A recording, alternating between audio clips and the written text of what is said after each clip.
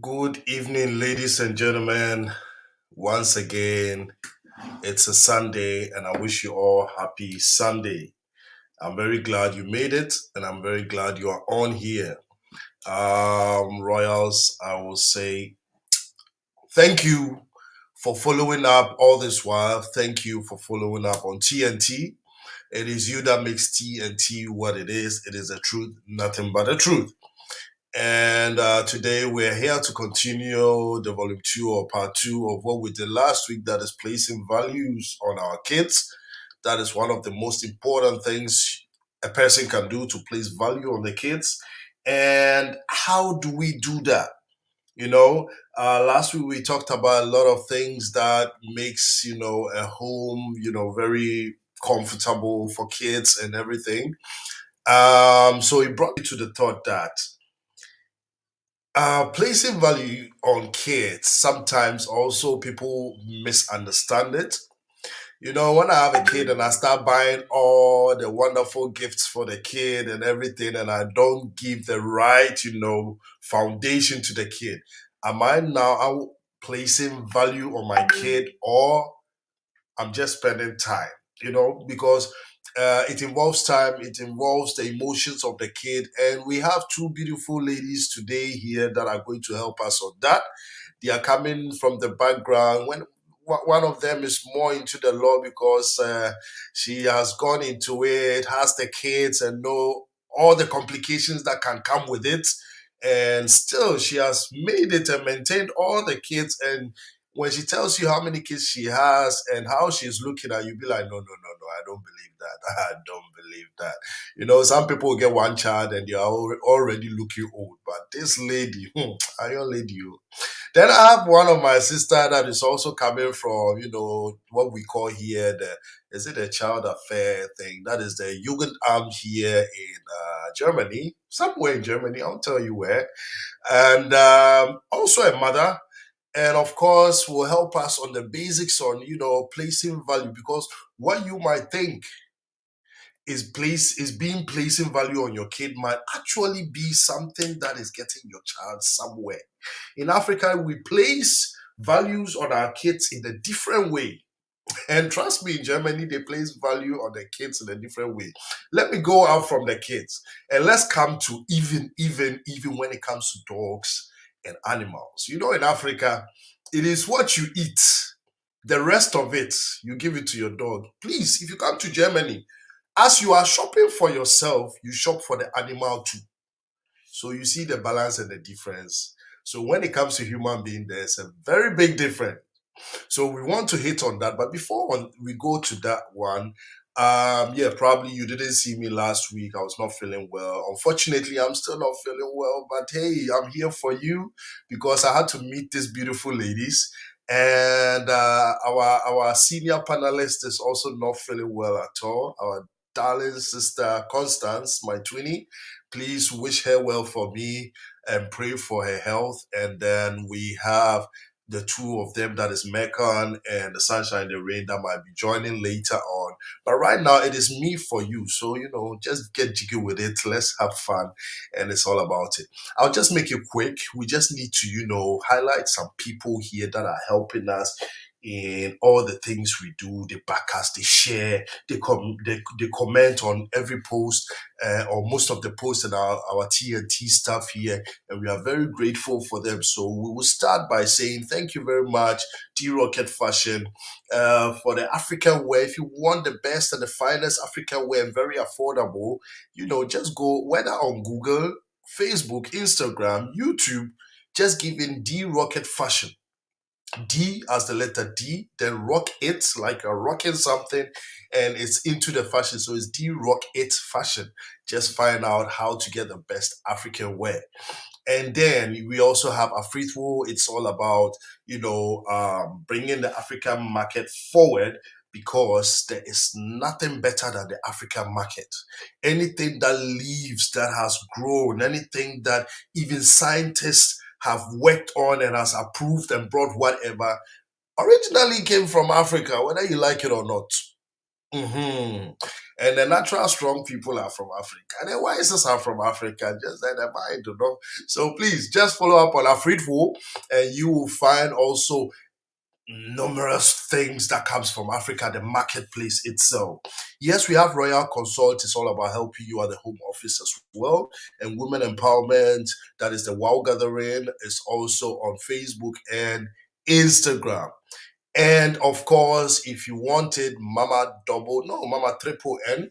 Mama Triple N is also a natural, how do we call it? The organic cooking, the organic fruit juice stuff on YouTube. Just follow her. Our problem nowadays in the 21st century is that anything that gives you, the vitamin C and B and D and such you need, we don't like it. It's all about, the fooling around and the cursing around and everything that we are in. Please just go there to these platforms that I mentioned and you find out that there's something very good there. We have the Ohima Muchia and the Adoma Mukase, all about the kitchen, the Queen's Kitchen, and just follow up and then revive your soul with the good things that will come out of it. Like I said, we'll not make it too long because we have some issue at hand and we need to address them. So let me quickly go on the comments before I add our MK and J. You understand why the MK and J. So Sister Constance says, hi, Twinnie, how are you? Adra Roslav says, hello. And Evie says, good evening, everyone. Before you think I just did talk, here, the comments, hello, and then good evening. And Adra Roslav said that D Rocket Fashion has the best. Yes, thank you very much. If you know before you, D Rocket Fashion now. So please, let me firstly bring I said MKJ. So now let's bring the J on first. I can see how her lips are shining and how she's licking the lips today.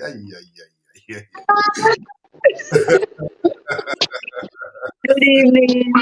Good evening, everyone.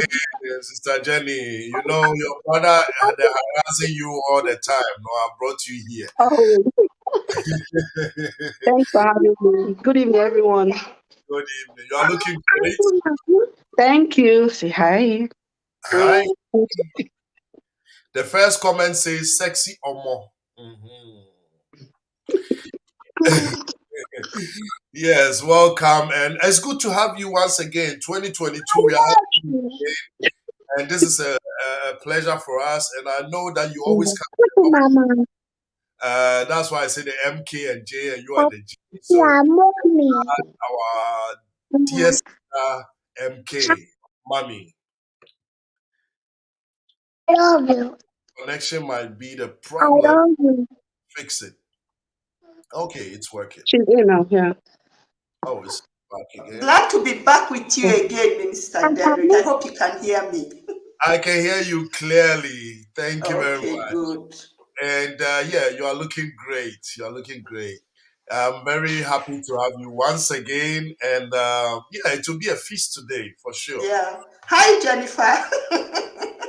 Good evening, good evening. You are looking fabulous. Oh, post COVID. Post COVID. It's not easy. Yeah. So the first one says, that's Constance. Hi, Jennifer. Good to see you once again. Looking so good. Okay. Hi, Sister I, Constance.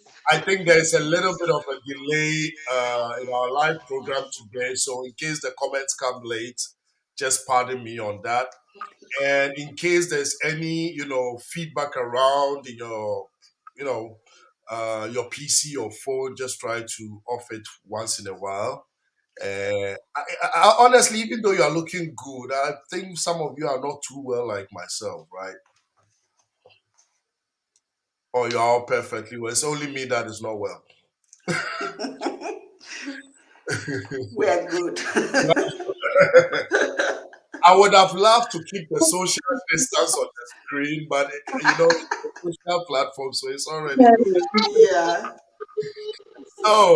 Yeah, Constance says, "Oh wow, Mary, the mama of 11 children, and looking so beautiful." Thank you Thank very you, much. Sister Constance. Like I said, it's hard to believe when we hear the 11 kids, because, like I said, people have one, two, and if you see them, the wahala they are going through is just like they are almost 90 years just with two kids. So, and we see you, you are smiling. I mean, we see the maturity, but you are smiling, you are relaxed. How do you do that? You just have to keep calm. I can see that. I can see that.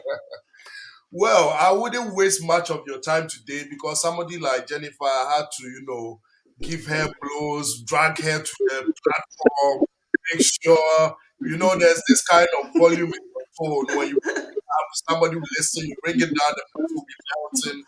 I had to bring all in so that to have Jennifer here today, so I wouldn't waste your time at all. And I know Mama MK, MK is my because. So today you are the brand. Okay. So it's about placing value on our kids. The last time we talked about the Jugendamt and how people fear Jugendamt and how we see them, how we are fighting with them and everything. Today we will still go a little bit into the Jugendamt sector and all this kind of molesting, blah blah blah. But then it's about placing value on our kids.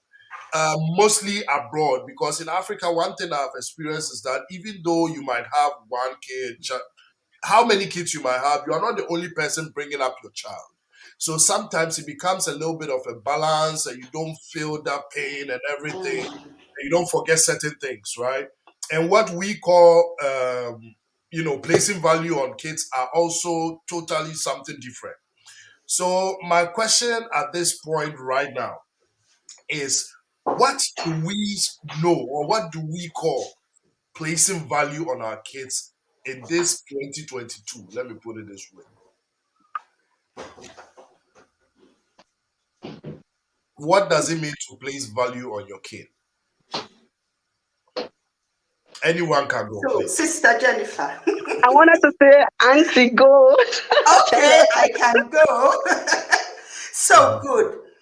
Um, we often talk of placing values on our kids. And Mm-hmm. if you ask people, they will give you a list like, yes, honesty, determination, hard work. But the most important thing about values, value is something you hold in high esteem. Mm-hmm. So the only way you can place a value on a kid is Mm-hmm. if you actually have that value. Mm, So there's no point saying, oh, I place value on my child becoming a doctor or an engineer. I place value on my child doing schoolwork regularly, getting good notes. But the child comes home and sees you every day in front of the television watching Netflix. So the first thing we have to even get clear to ourselves is it a dream you are placing on your child, a desire, or is it a value? Because if it is a value, it's valuable to you, and your child has got to see you doing that same thing to mm, know that it's a value. So before even talking of placing it on the key, you have to have that value yourself. If you want your child to be disciplined, your child has to see you are disciplined. You can't be lying in bed in the morning and say, okay, go to school or so. The child has to see in every facet of your life that you are disciplined. mm, So that's the most important thing, because actually, if you ask people, oh, what are values a child should have, they would list them all for you.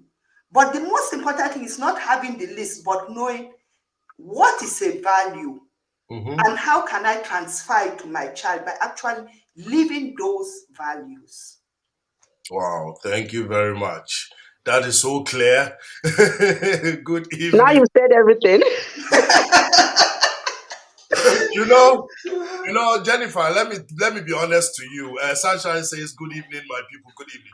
There are some people you actually don't let them lead your answer because they have a package. They have a package. You understand? That is why when we go to competition, we learn two songs all the time. Thank I you should have very just started. Thank you very much, Maria Kay. Yeah, Jenny, please give us your. I think she has said because that was actually what I wanted to say. Like everybody understand a different thing under the word value. So what is value for Maria Kane, it might not be a value to me. And also the life we live is actually what our children see and not what we tell them. Because I've seen a lot of parents saying, do this, I want you to do that, and spending a lot of time talking to their children, but their lifestyles are not saying what they do. So um it's controversial, right? So that is why before you place value on your children, like she already said, I would be repeating myself, you have to know already what as in you have to be living the life already to be able to like place that value on your kids. And then you also have to check the system you are living in, because if you are living in, let's say for example, Nigeria, somewhere in Africa, it's a different kind of value. I would just say now that you place on your kids than living in Germany. We can come to that later. You have to understand the system. You have to know what are the key things, like the key how do you call it, things that your children need to survive the system. So all those things are very, very important, but we'll come to that later. Yeah. Thank you very much. Because a lot of people used to be like, yeah, I place value on my kids just because I went out on their birthday, I bought them this big car, and I buy them everything they need and anything they ask for, they never lack. Is it placing value on your kid? Because just because I have everything doesn't mean somebody values me. There are even kings and queens, people don't even greet them. So buying everything for your child and all this stuff, and big cars, and then nowadays YouTube and Facebook cry, TikTok, they put everything there. Is it placing value on your child? Is that what we can really call placing value on your child? I'm sorry, I'm a little bit upskilling because I'm taking my kids home. No problem. Just give me a second, please. Pardon? Yeah. Okay. Come. I think Maria, you go Okay, first. Yes. Minister Derry. You see, there's something about human nature. Oh, yeah, let's go. You Let's can go. never satisfy needs or desires enough. Hmm. No matter how Oh, much you give a child, the thank you. child will always want more. Yes. And when you give a child too much, the Hmm. child doesn't look. I've They seen tell you. children, they have so many toys in their room. They can't even play with any of those toys. They don't have an attachment to any of those toys.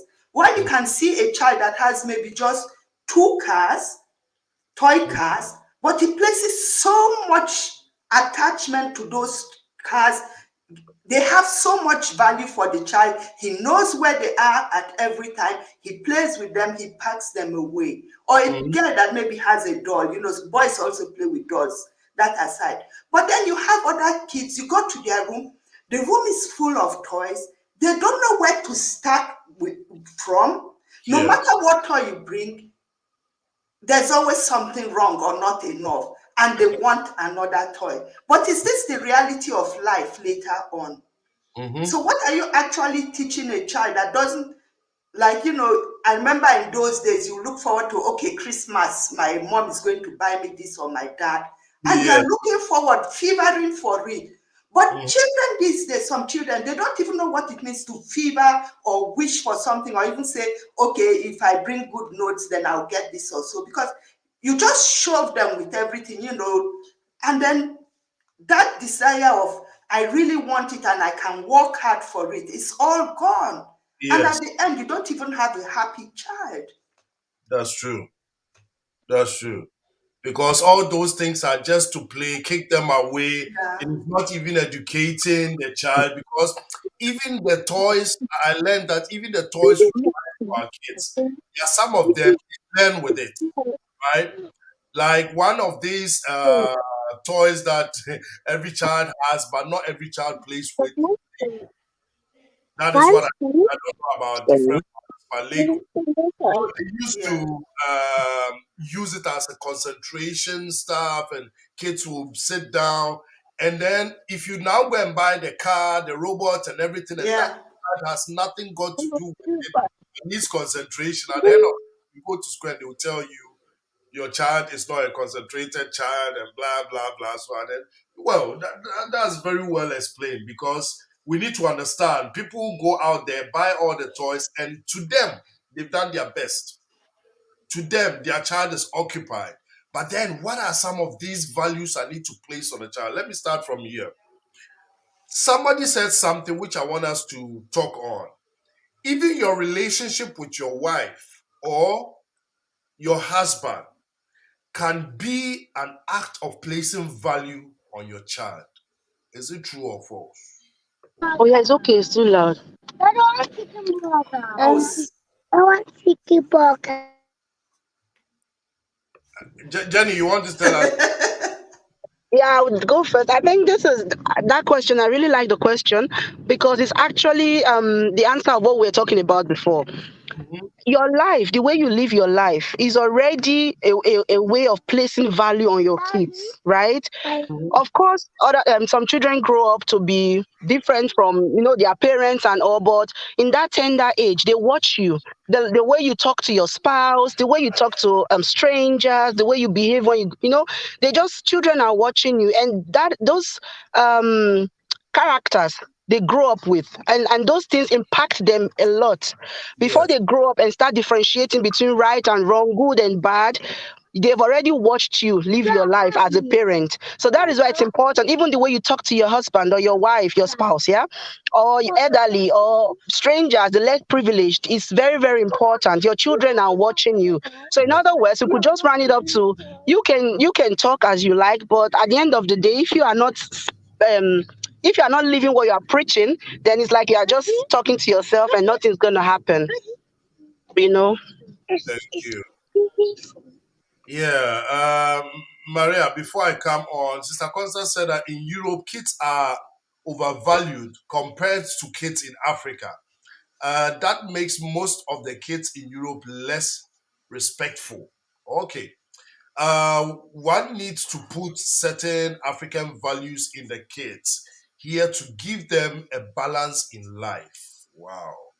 And then Sunshine says that it's very true. The way we relate to you relate to your spouse and people around you has great impact in kids' life. Some kids were born as angels, and may never be contaminated, but these breeds of kids are very, very few. Good evening, everyone. Yes, Sister Juliet Omoro Dion. Hey, me and my pronunciation, I hope it is good. My dear sister, I saw you coming backstage. If you want, please just try again.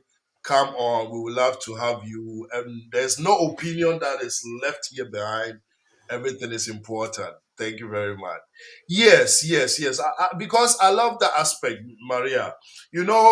Sometimes we want our kids to be sober.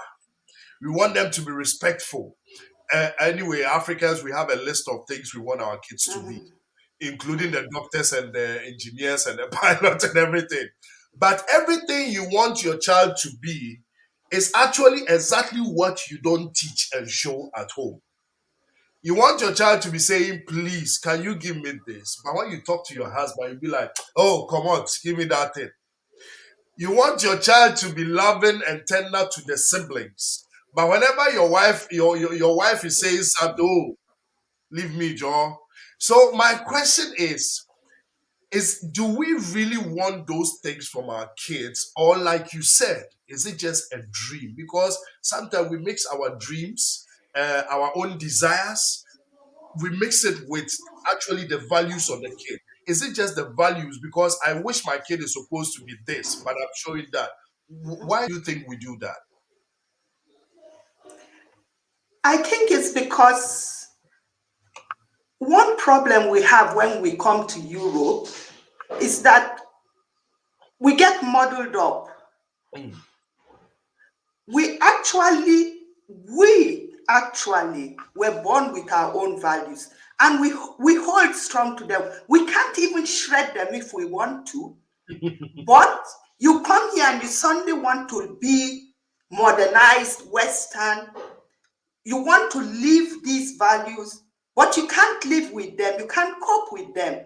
Mhm. Like, people say, oh, in Europe, children can just talk with their parents, say everything. You find it is modern. But when Mhm. the child starts say, when you say to the child, no, you have to come back at 7 and says, no, in Germany, the law, then you get annoyed. It's now an insult. So you see, the problem is that we are desiring to call things values that are not actually our values. Mhm. And then we get ourselves so confused and muddled up, which is where I sometimes believe it's better you work with the values you are used to. File on them a bit, but use them. They worked for us then. They can work here.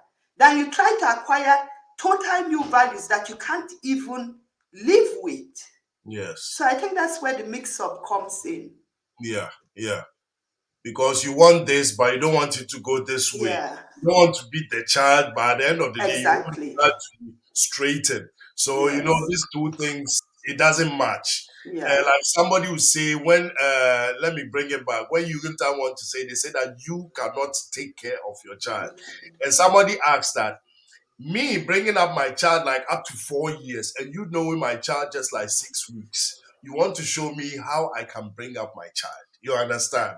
So it's like we come here. I remember there was a small no, yeah, there was a little girl. The mother was complaining to my mom and said, oh, so and so, and when you tell her to do this, she doesn't want to do it. You said do this, she doesn't want to do it.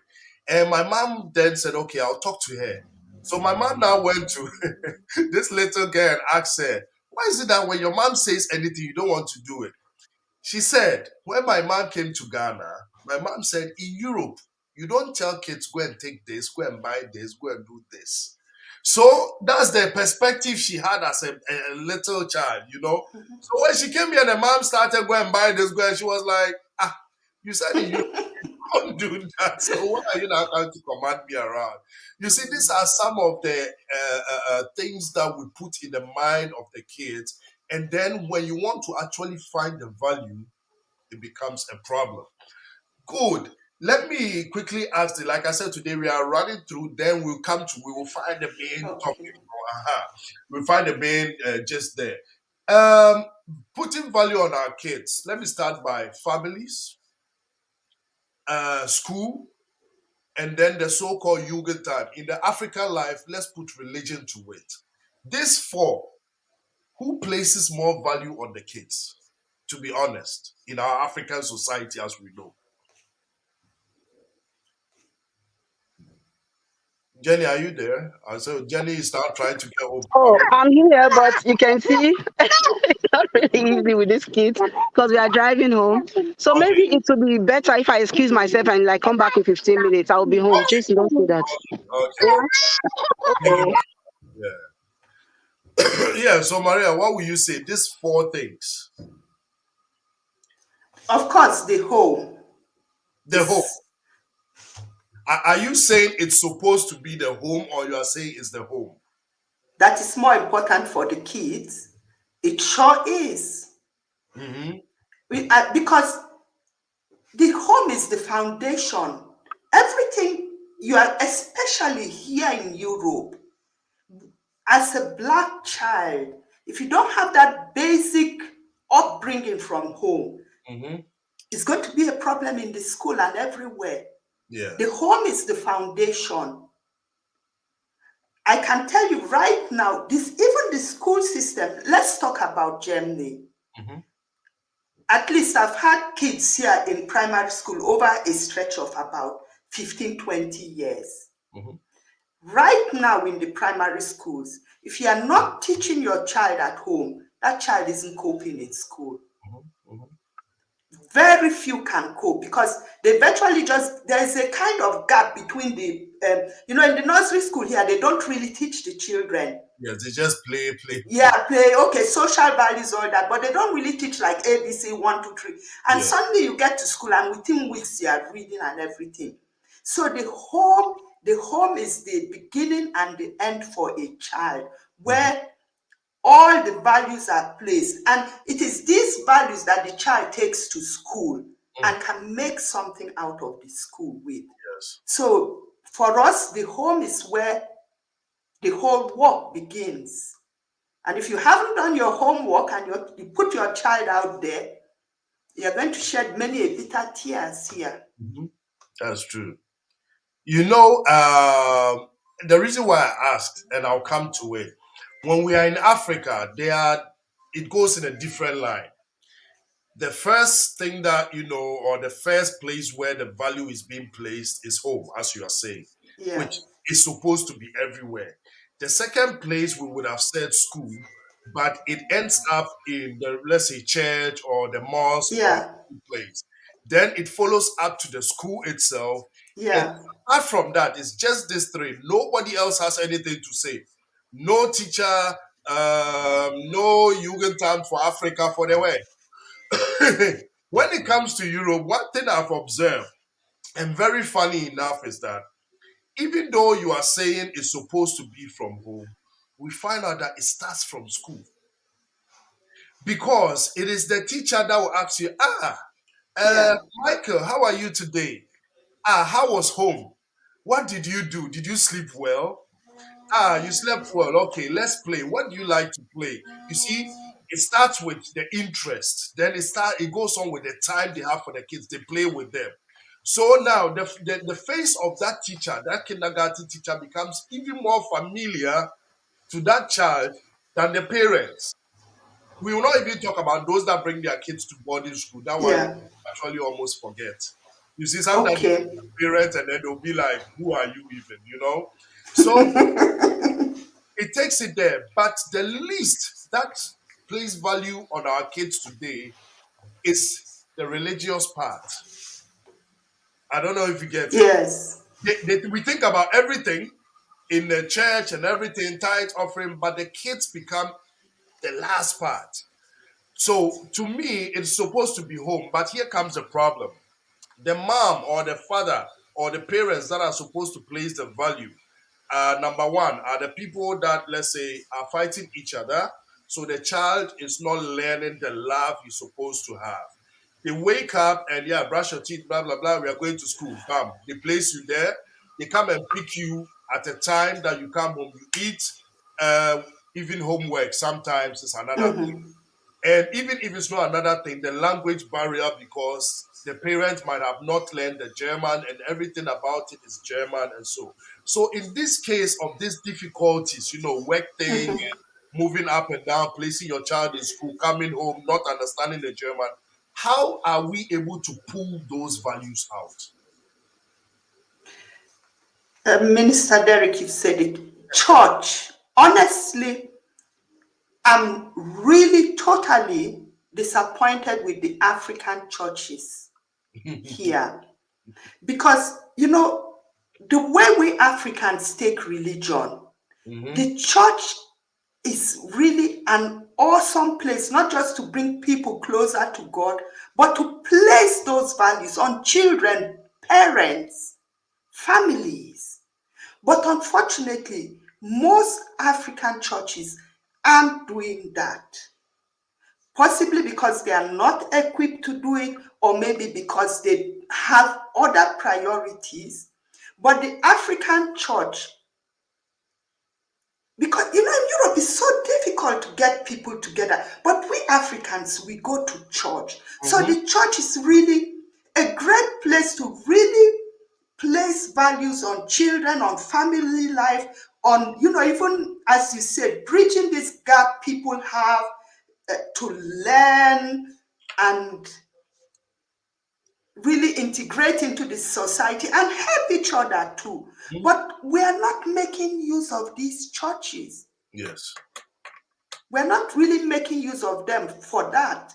And I can tell you, I've seen a priest in an Italian church.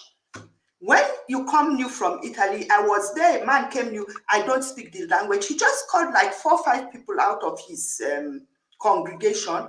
You take them to language school, you help them look for a house, you put them up. Within a space of 1 hour, he had someone to put up a family, someone to take the children, introduce them to school, someone to help them look for a job. They even rented a place for families coming from Italy. So when the men come first, they live there free of charge, get food free of charge. Wow. Once they get a job, they bring their families.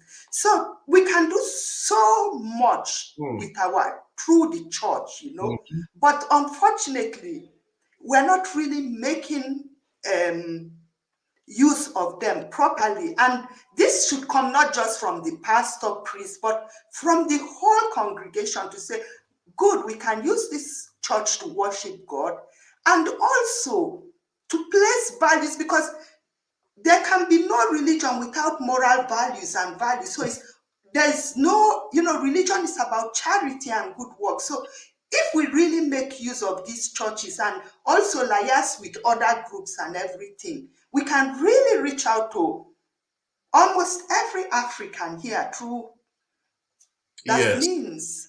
Because I mostly find it sad when you bring your child to an African church, right? And everything that goes on is up and Yeah, down and up and yeah, down. yeah. And the day you might hear of maybe the children or even the youth, that means probably we are having a feast, or probably A it's about party. yes. And everybody who has children, you are paying on their head this. That is where you hear children. But let's say a congregation, a church without the youth, without children, it's like actually you have nothing. That is what we don't understand. That's why in Germany they place so much value on kids in no matter where you go, because the more the kids are happy, they will drag their parents. I used to say this thing, please correct me if I'm wrong. Before, it is your mom that is dragging you to church.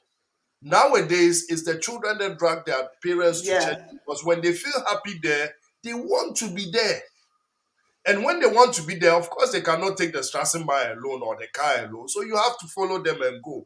And that is another way of evangelism. Anyway, that is a secret for another story. Story. For another day, true Yeah. enough. So let's get to the homes. Let's say placing these values, with a family who has no time. Father is working from, let me exaggerate, from 4 p.m. to let's say 2. When he comes, he's stressed out. The mother is working from, or probably not working, but is occupied with home activities. and anytime they don't have the personal, connection to the kid, go and do this, go and play, go and watch TV, go and watch cartoons, whatever, till the day is over. How do we pull these values out of the kids if we are not there and the language barrier as well? Then it can't work. It's that simple. You can't have your cake and eat it. Thank you. When I came to Germany first, I was paying for my children to learn German. Mm-hmm. You don't even need to get a teacher. You can even start with students that take less or so. I was paid for my kids, my first kids, I paid for them to have German classes because I felt I couldn't do it myself. But the other ones now, I can help them and the older siblings can help them. So when you place value on something, you invest money protecting it. You invest time protecting it. All these parents you are talking about, do you think one of these women we're talking about now, including myself, I would take my gold chain and put it outside on the road and say, in 10 minutes, I'm coming back from it for Never. it? I would never. Yet we send our children out there sometimes. Okay, go and play. Okay, do this. So that is exactly what placing value on something means. You invest money, maintaining it, protecting it, you invest time. So if you're not doing those things, it means you don't value that thing. It's just as simple as that. That is true. That is true. Because, let's be honest, it's not like we don't know. We know there are some people, honestly, we have the phone, we have the tablet, we have whatever. Immediately you hear, Mama, Mama, psh, go and play. Mama, Mama, go and do this. So are you now placing the value of your child in the hands of technology? And then, one thing we all parents nowadays boast about is, hey, my son, he's only 2 years, he's only 1 year, he's only and he can handle the phone more than me. And then everybody goes like, wow, without knowing the impact we are creating. Tomorrow, your child will sit down in a room and write you WhatsApp and tell you, Mama, I'm hungry. Because at the age of 2, he was so good with the phone that now he lives by the phone. And that is where our world is getting into. So if we don't place values on some of these things, like even socializing, you see, at the end of the day, social distance wouldn't be a problem because socializing is not even there. So why the distance? Let me quickly say, Natalie, Nati, Rafa, Nati, Omo, Ologo says that hello, everyone. It's difficult for me to mention some name, but I always want to, say it all out. Constance Wimpon says that the home is supposed to be the first place the child is groomed to fit into the society. And the schools help with the education, career goals, but home is where the real values are instilled on our kids. Constance goes on by saying that is if my system. Unfortunately, the schools in Europe dedicate the pay. Is it okay? The pace in which the kids go. Okay, making African parents follow the kids according to their school standard. So it's like we run after it.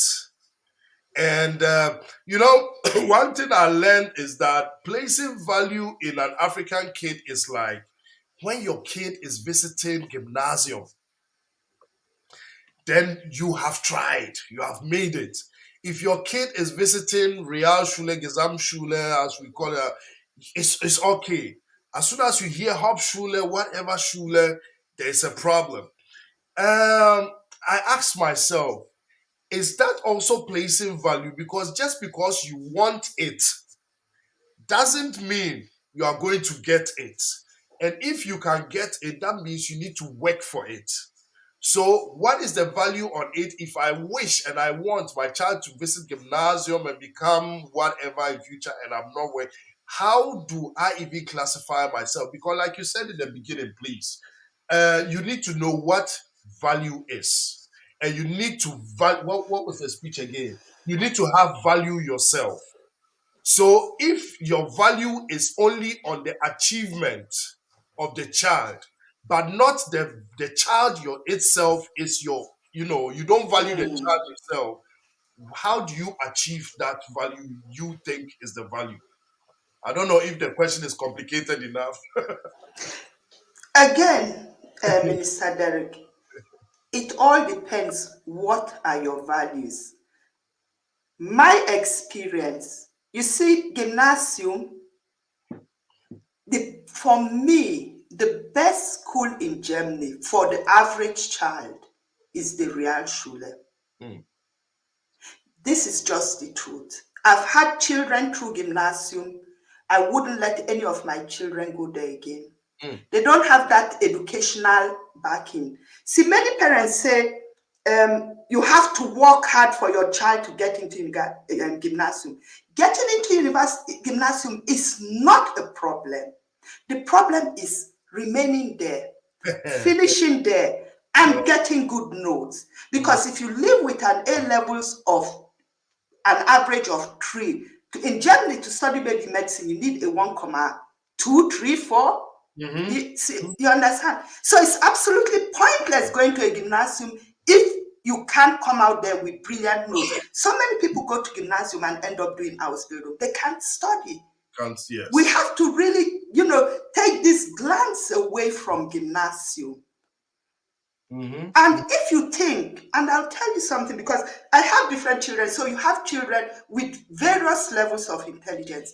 If you think your child has to work so hard to get into gymnasium, your child isn't suited for gymnasium. If you think your child has to work so hard in the gymnasium, when you see the parents say, my child is mentally overworked, burnt out, your child wasn't suited for that gymnasium. Because I can tell you today that there are children that go to that gymnasium, they don't even work as hard as children in the Hauptschule, and they scale through it. So placing value on your child should be to know what is the best school for my child. Where can my child thrive best to reach the ultimate target that we maybe have? So it is not about the way, but the destination. But we get so lost in the way, gymnasium, gymnasium. But you've forgotten, what is my destination? And what this system is so fast to sort out. But do you know that there are some children that appear so intelligent at age 9, 10, but by the time you get to 13, 14, you see a swap. Suddenly those children that were writing 3s are writing 1s. Those ones that are so brilliantly intelligent, they get distracted with friends, this, that. They don't even bring that result. So we shouldn't be so focused on the road, but the destination. Where do I want to get to? And what is the best way for my child? But we just want that gymnasium to go, okay, my son is on gymnasium. But it's not the right way. Yes. It may not be the right way for that child. So placing value on a child should be to know which school is best suited for my child. And I tell you, here in Germany, Realschule is, I went once and these principals were talking about gymnasium and so, and one principal got up and he said, listen, it's not about just intelligence. How does your child fit in here? His friends? Do the parents get along with each other? Because a lot of things go on in the background you don't know. There are parents calling teachers. Teachers are telling them, oh, prepare this for your child. This is coming out and everything. But, Realschule is like a middle way, a solid way. I had a daughter, she had an average of, now just to give an example, she was like on a she got a 2,55. And then it was compulsory, 2,5 gymnasium years back. So they said, no, Realschule. But she finished the Realschule. She went on, did an A level Mm-hmm. years, okay, 1 year longer with 1.4. She finished her pharmacy, both exams with 1.2, 1.0. Wow. So people think, oh, my son was on the gymnasium. After 1 year, I noticed, the notes, maths or so, when we were working good, the other subjects down, he wasn't so happy there. I put him on a real schooler. He cried initially. I said, no. Mm-hmm. He finished there, got a 1.5. He's studying engineering. Okay, 1 year extra, but you got there. But Yes. so many children don't manage to finish with gymnasium or finish rec because that school wasn't the right way for them. In this case, can I really, let me say, place this point there that probably it is not only the destination, like, okay, let me put this, it's not where they want their child to be, like the gymnasium, but they place more value on what and how people will To see see it. their children. Ah, me, my child is going to gymnasium. Which school is your Yeah. child going? Real. Oh, Real. You know, you I'm know, cured of that. When and, you understand the system here, you cure yourself very fast. yeah. I'm telling you. Can it be that that is the problem? They place more value. Mhm. Welcome back, Jennifer. They place more value Thank on you. what people will say, what they think, what the society might, think about them than the interest of their children. And that makes them not place value on their kids. Mm-hmm. Yeah, thank you. I'm back again. Very interesting topic. And as Mariakin was talking, I just remembered my school days. And if I'm allowed, I'll just bring it in shortly. Yeah. And then I had this Empfehlung too for gymnasium. But my mom said, gymnasium, I mean, you can do your Realschule first. And if you are that good, like they say, and you think, then fine, you can still go to gymnasium or you can do Ausbildung first. I didn't have pressure, right? I know, Mhm. okay, my mom is supporting me. Even if I just go to a normal Hauptschule, for her is, my dear, is this what you can do? Don't kill yourself. Just do it. And that gave me so much motivation that I knew, okay, it doesn't matter what I do. My mom is not pressuring me. So I want to just do the best for myself. Mhm. And after Realschule, I found myself doing the gymnasium and then so studiert and all. So sometimes it's very, very important that you know your child, know what your child also can do. And this thing starts from the beginning, not when the child is in Realschule already, that you now start thinking, oh, is it gymnasium or is it going to be a lawyer or whatever, whatever, whatever. You have to start from the beginning. That's why the relationship you build with your child is very important. If you know your child from the beginning, you will definitely know what your child can do and what your child cannot do. And your child will be honest enough to tell you, mommy, you know what, I'm sorry, but I think gymnasium is not for me, weil ich schaffe das einfach nicht. Yeah. Yes, So of course yeah. you can always motivate the child that, oh, don't worry, don't say that you can do better, but just what you are doing now, just finish well. That's the most important. That kind of stuff. So that's why this thing starts from the beginning. Like this tender age is actually the most important. I don't know what they call it. I think it's modeling stage, or I don't know what they call it Yeah. exactly. That's the most important stage because those values you place then, well, that's why I actually like that word value. I had to Google it. What was meant with that at the beginning? Yeah. Those things are very important. No pressure. You can't pressure your child to do anything because even if the child is doing it because, oh, I know if I study law, actually I don't want to be a lawyer, but if I study law, I know my mom will be happy, and in the African community, like everybody will look up to my mom and she will feel good about herself. Then I'm not doing it for myself. Then I'm not giving that. Yeah. I kann mich nicht frei entfalten. Like I can't live the life that I want to live and be happy with it, you know. Mhm. So just let you ride on. No, So it's it's very actually true and very very important. Yeah. yes, it's very true and very important. So back to the question. Do you think that, as we are all talking about value, and I love what Jennifer said that she had to Google it because sometimes you think you have understood it, but then you're talking about something I else. asked her too, what do you mean? So do you think that some parents are really missing the line with the interest of their kids? Because the interest of your kids should be the value for you than what the society would think of your gymnasium and whatever. And mostly it happens to single mothers and single fathers where they think that they need to prove to the world that they've done something that even me as a single mother, I know, you know what I'm saying. So at the end Mm. of the day, there's nothing less than gymnasium. Even when the child is, the brain is cracking red and everything, you need to make it. And like Maria K said, if you have to struggle, if you have to really work for it, then gymnasium is not for you. So, what are the values we are placing in our kids? Is it more of the society or is it that of the children? I would just start by saying, the problem is we are coming from a competitive system. I only can just talk for Nigeria now because I really don't know the other Mm. African countries how they Yeah, are. we are the So same. from Okay. So from the beginning, it started with either you had the first position, second position, third position, and everybody looked at that. So we have that competitive, like being competitive with people already in our system, and we've grown up like that. So when you now come to a place like you grow up with it. So if I go to school, my parents expect me either you come out with first, second, third position, anything more than that, you've just failed.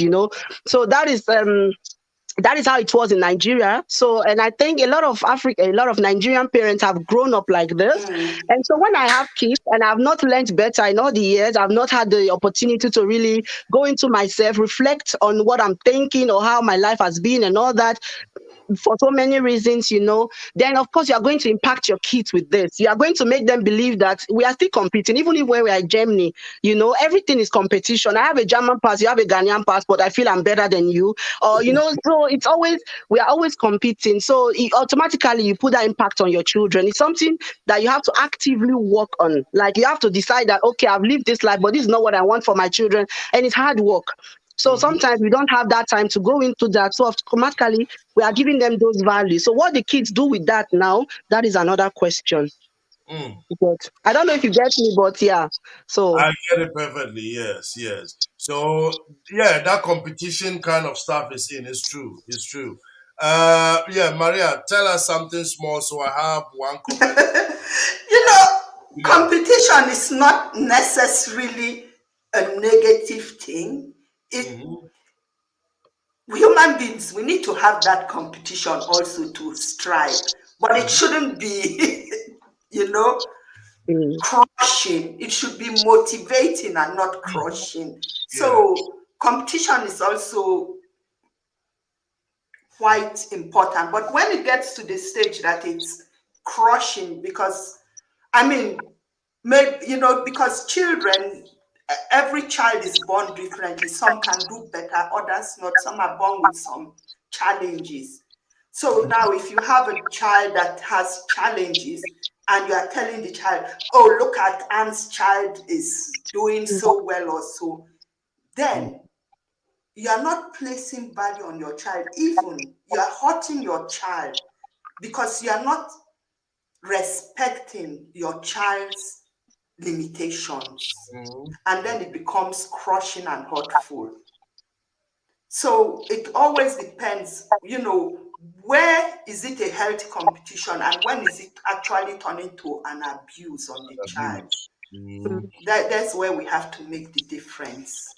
So mm, you need to know that, if I understood well, you need to know that is this competition like a personal competition with Adana's mom and Ikechukwu's brother and my own, or is it a competition where my child is doing this and this one is doing that? Let's see who is good. And so immediately it's against the interest of the child. It becomes an abuse almost because Yeah. it's some selfish Yeah. thing. Okay, let me quickly read this from our sister Juliet. She says that, but one thing at the background is most women are left to train their kids because the dad is very busy.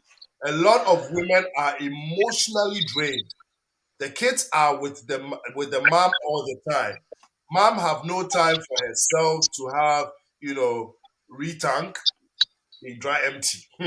So most parents opt to give the kids tablets. I get the point. I think the issue should somehow be addressed. How can a mother retank themselves and give the kids the right value? Two, we talk about values too. does the parent really know what value is? That is the point. How can the parents be enlightened about it? So these are the questions Juliet, our sister Juliet, is giving to us. The first thing is, when your husband leaves you alone, and whether we like it or not, it happens to most men. Coming from work at that time needs the peace. Maybe the woman is at home and has been busted by a chef and everything, and then comes home and needs some rest and like so at the end of the day, the mom too, whether we like it or not, is also working 24 hours with the kids. And emotionally, they are not stable. So the next thing will be like, oh, leave me in peace, take the tablet. So how do we approach that? Because we are talking about value. And I think one of the questions, that is number two, has been answered already. That is, what is value itself, right? So let's take the first one. How do we address this issue? Because parenting is called parenting. That means both of them. It's not only the woman. So how do we place that value Minister Derek, let me correct you. In Germany, I mean in Europe, women do work too. Stop making excuses for the men. Because you are trying to paint this picture like you are walking, and the women are just no, women do please. So let's be fair. So, Sister Juliet, to you, what you wrote, I'll be quite honest. Any woman having a child should ask herself, can I raise this child on my own? And if I can't, maybe I'm not ready for the child because anything can happen tomorrow. I mean, it's good and okay if the man is there to support. But what if the man isn't supporting? The child still needs the care, the love, the attention. back? That can be an excuse for your burnout, but it can't be an excuse for depriving the child. Mm. Yes. And then I would say this, I mean, I have 11 kids, and I can tell you, at that very young age is where you lay the foundation. If I don't want to be burnt out, I tell my kids from 8 in the night, even the older one, it's your bedtime. That doesn't mean you go to bed. You can be in your room, but I don't need to hear your voice. I don't want to see you jumping up and down endlessly, passing me. Don't 8 o'clock is officially bedtime in my house, which means you can be awake, but be in your room quietly doing your stuff. I need from 8:30, so I need my peace. So you start raising the children like that. You start raising the children. If you don't like noise, and of course, when you are younger, it doesn't bother you. As you get older, it really starts bothering you. You raise them like that. There are women, they have their babies in the canoe and they're on the river. The babies don't jump into the river. That's it. You have to raise the children. See, a lot of children, a lot of parents have problems in the school because the children go to school talking. And that is the whole aim. Zed's Christ also. My kids don't talk in school. They know you shouldn't talk about your family. Mm. I raise them that way. Or if we go outside, if you look at my eyes, you should know what am I telling you just from looking at my face. So I can even be saying yes, but they know from my eyes I'm saying no. I love that. So you have to raise the kids that way. I'm not against tablet and handies for kids. Yeah, this is the modern world we live in. But you can tell the child, now drop that tablet, go and play with your Legos. Or okay, now it's time to read a book because it's very important to teach children to entertain themselves too. Even small children, are you carrying the child on your lap the whole time? No, the child should be able to say, you can be here in the room reading a book and say, okay, you play with your Legos, I'm here for you. And how much time, even teaching a child to read also, how long does it take I mean, a young child, you wouldn't want to be learning for more than half an hour with the child or 1.5. So there's time for this, but you have to start teaching them when they are young. Mhm. Wow. It sounds mature, it sounds disciplined, And you know this saying that everybody will be like, "Oh, it's easier said than done," but it is possible. It's Yes, possible. it's possible. It's all about how you start. If I really understood from what Yeah. you say, it's about how you start. You know, when I let my kids do anything anyhow for a certain period, and now I'm coming to show you that no, people need to do this. They'll be like, you're not okay. So you need to from the onset. And one thing I want to add here, please, any mother who is watching, these are advice from number one, well experienced people. Number two, people who have dealt with such situations that are telling you what they know. On the other hand, it's up to you also to find your way. Exactly. And Kane is saying that for me, at age, you can be in your room, you can do this. But if you have shown your children how to start talking from 8 and they start sleeping around 12, don't go tomorrow from Monday and start letting them be in your room from 8 because they'll mess up. Don't mess up the room. So it is about starting something and starting it gradually because you know kids learn by playing. Mm. You can use a playing way. You can be like lie on your bed. Let's read something. Well, that is also Exactly. better advice. Yes, Jennifer. I have a list of things here. It's about one, two, three, four, five, right? And I'm just going to mention it. Please, I want you to arrange it for me in your mind how it's supposed to be. Before we come to that, can I just quickly say something, add up to what Marakin just said? Yes, please. Yes, please. Because I find it very interesting. You know, she said it, and I was like, okay, easier said than done. So I have 3 kids. I have 3 kids. I'm working full time and all that. You get them, and Yeah. also I actually have some basic knowledge, but still, I can tell you that it's hell here in this house and it's not really easy. So that's why I love what Bros Derek said, that you have to start from the beginning. So actually, we Yes. started, but it's not easy because I still go mad. And actually, what I wanted to say is that, yeah, we are no longer in a society where the whole neighborhood takes care of your child. So you are No. here. You are kind of left alone, no parents, sometimes no siblings, and no help and all that. So one thing I have actually done for myself, because I'm just like talking from myself now so that it's a bit personal, is just I went online, checked where can I get help from. Help, get help. You can't do these things by yourself, no matter how religious, Mm. how well trained, how whatever you are. You need help once you start having kids, because if you are working, you need someone. An emergency can happen, and then you need someone to pick your child up, or you are mentally stressed, and you know, if I have these kids with me this weekend, I'm going to kill them or whatever. Get help. In Germany, we are luckily in Germany. I would always say there are a lot of places you can go get help. There are a lot of what's it called Ah, I've forgotten the word now.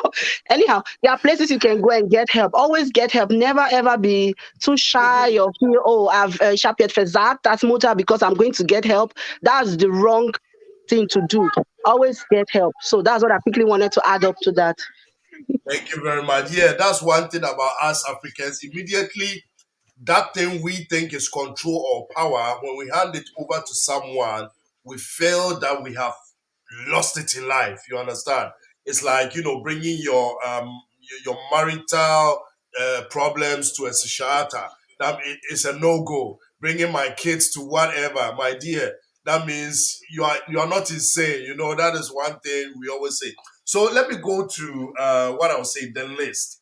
When we talk about value, what I'm going to say, you are free to add some, you are free to rearrange it in a way. Values. I see time, that is number one. Money, education, interest, and emotion. Emotions. When I say emotions, I'm talking about the emotions of the kid, right? So how will you arrange it? Let me take it again. Time, money, education, interest, and emotions. Which of these come last actually when it comes to values? Because we said it right from the beginning. People go out there, buy the whole world for their kids, and when you ask them, yeah, yeah, I place value on my kid, I have all the toys, I have all the cars and everything, and we found out that it is more than that. So how will we place it? Is it time, money, education, interest, and emotions? How will we arrange that? Let me quickly write it here so that you don't get confused.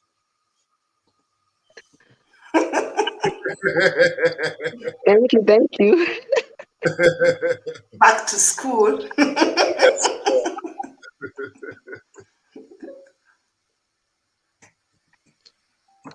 Please, if you see me typing anything wrong is because I'm typing blind.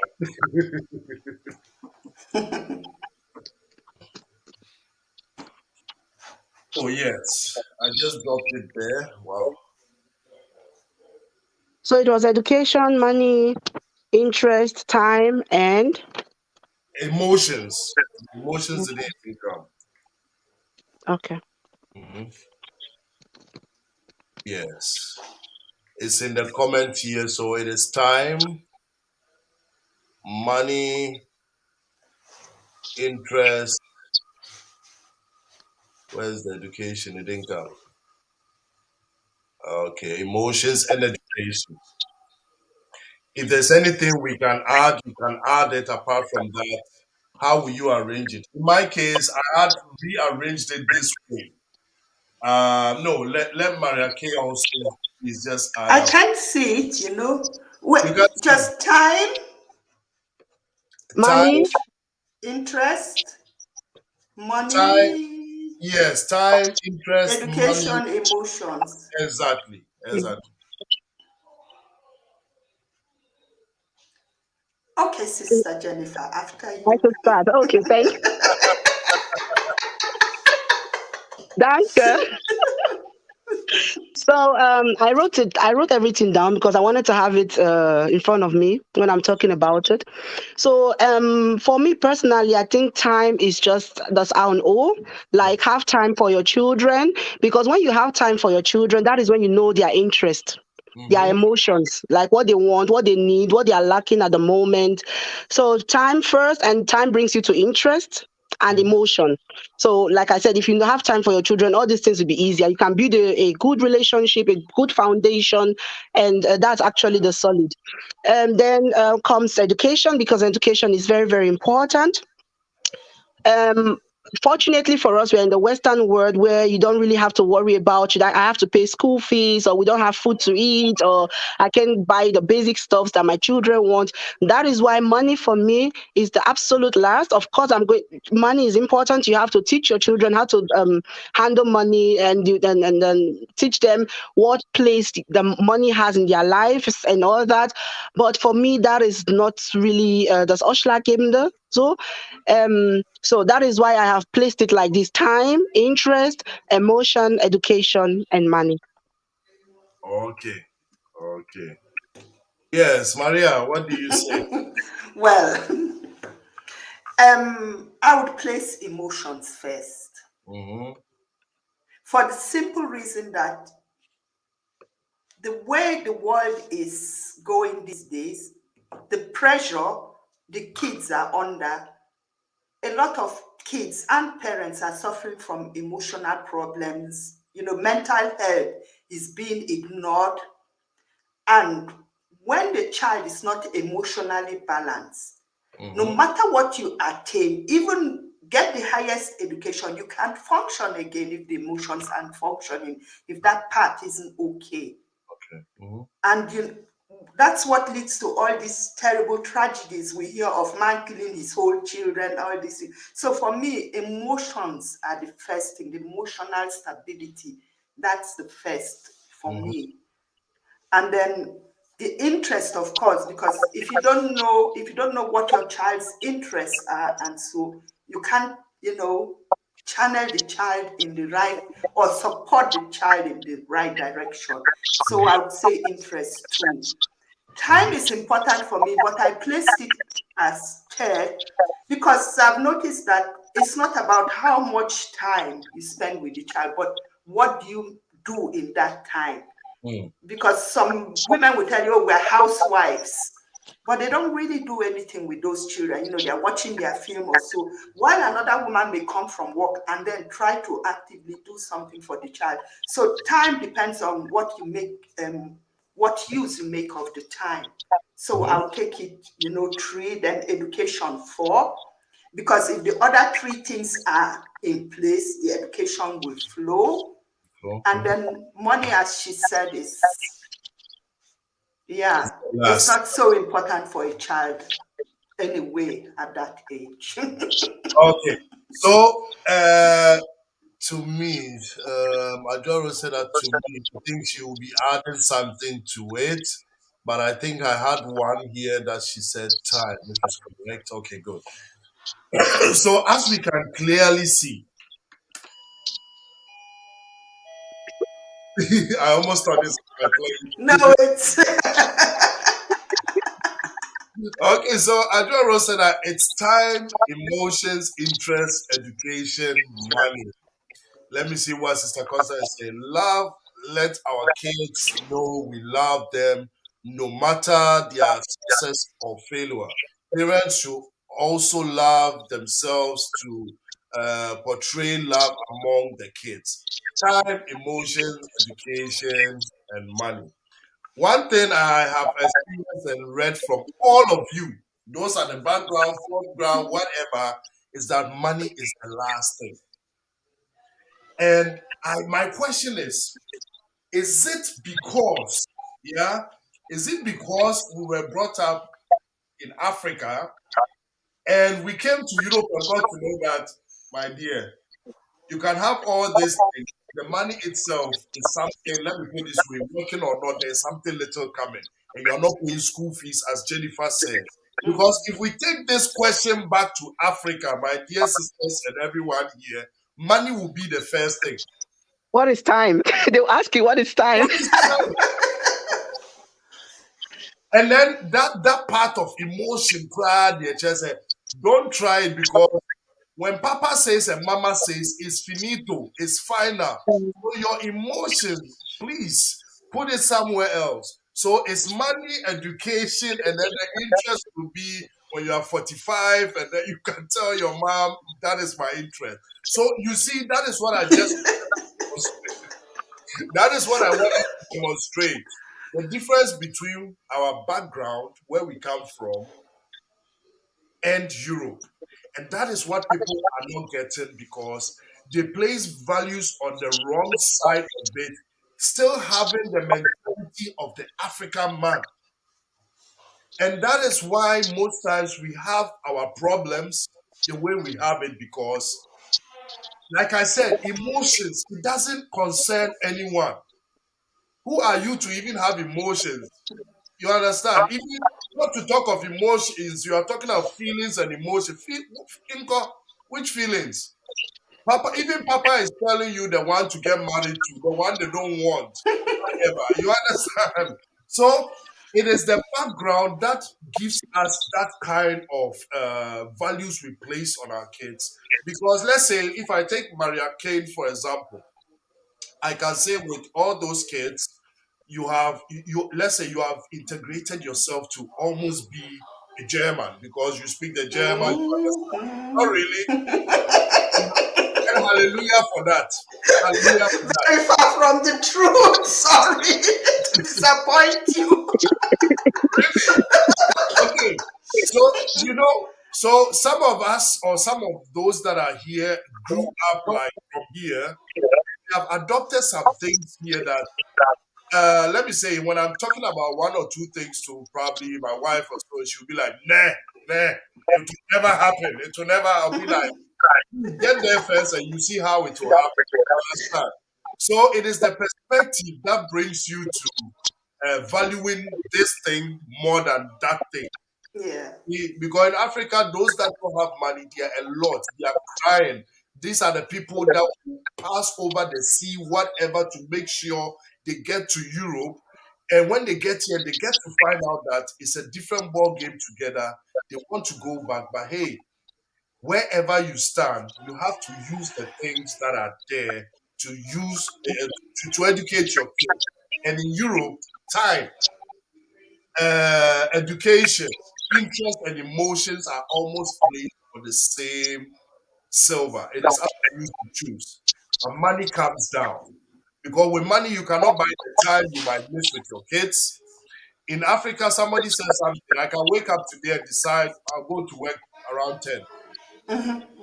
You can never wake up in Germany and decide you go to work around. you come home by 11 losing your job. You Mm. understand? And there are some parents that put this value on the money because they still have the Africans, so they wake up early. Oh, I'm working for Jennifer. It's because of Jennifer that we are killing ourselves. You grow up to a point that you get to know that Jennifer doesn't even know you as a mother because you have missed the emotions, the time, and the values that Jennifer knew. So that brings me to the one of the points that placing value on our kids in the perspective of our kids. How does it look like?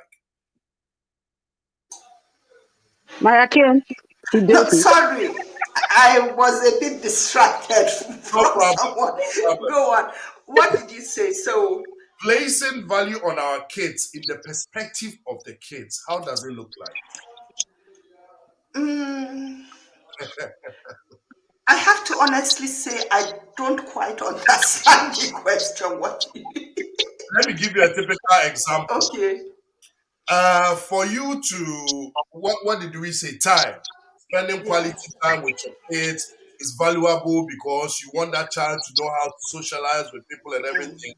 And probably from the perspective of that child, you buying me an ice cream is the perfect value you are giving to me. Mm. Mhm. Mm.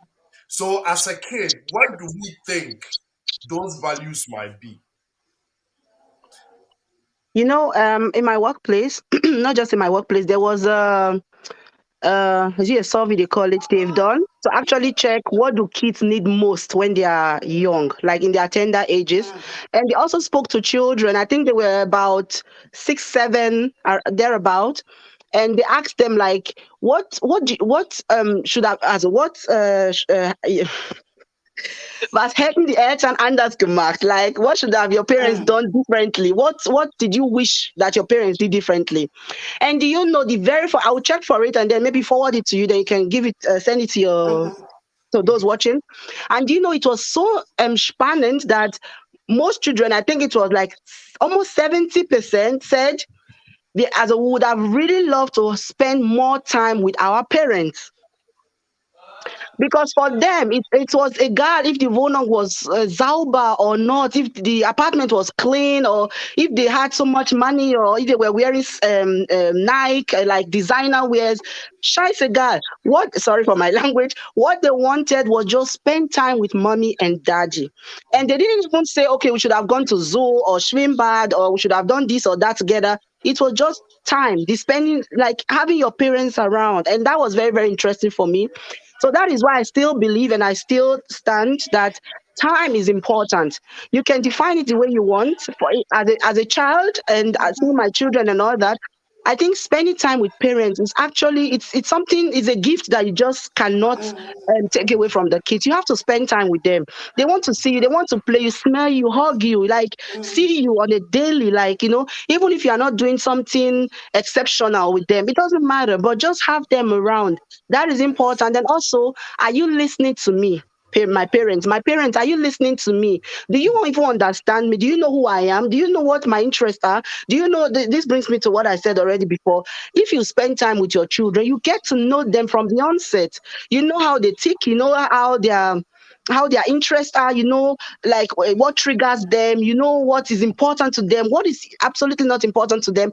Of course, the time will come and then you realize, okay, they will learn some other stuff and then you don't really know them that well, puberty and all, but still, the infant age from like 6 7 8, that thereabout, it's very, very important to spend time with them so that you know your children, right? That's what I think.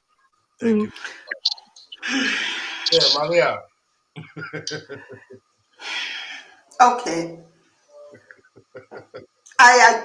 These white people, they have their way of doing things. You know, all these experts. So, one lady, she was a teacher, so I don't know, something with my young son, and she was saying, in the best interest of your child. And I said, hey, listen to me. My son is a black male. This little boy is going to grow up to be a man one day. It's possible that at 3, a child wants their parents all around them all the time. But by 14, they don't want to have you around all the time. Oh. And I tell you, time moves so fast. Mm. So honestly, don't think I'm underrating time or anything. But you see, the reason why a lot of women are burnt out too is because you don't have a balance. You need time. I'm not saying go and take a crazy job like, working in the night, your husband, you need time for the children, but you need time for yourself and you Yeah. need time for development. Now, I can't be sitting at home nursing my children with only time, and then my daughter, I'm there, get a good education, become a doctor, a lawyer, whatever, then go and sit in a man's house. Does it make sense? Mm. So I can't say I'm not going to work because I want to give all my time to my kids, then expect my female daughters also to give their times to the kids. I mean, a woman has a right to develop herself, to work. And it is the way it is that in this kind of society, time is difficult sometimes. Mm. And not every woman has the privilege of having a husband who is earning well or can work well and say, okay, you stay at home with the children or have a part-time job. So every child can wish for more time, but that is just at a younger age. Mhm. Later, they need more. Later, when the child will tell you straight in the face, they talk here, Mama, look at you, you're lazy, you're sitting at home, you're not even doing anything. And the children start going. And then what are you left with? And then even the Arbeitsamt and what we call it, okay, that woman, she's irresponsible, she's not working.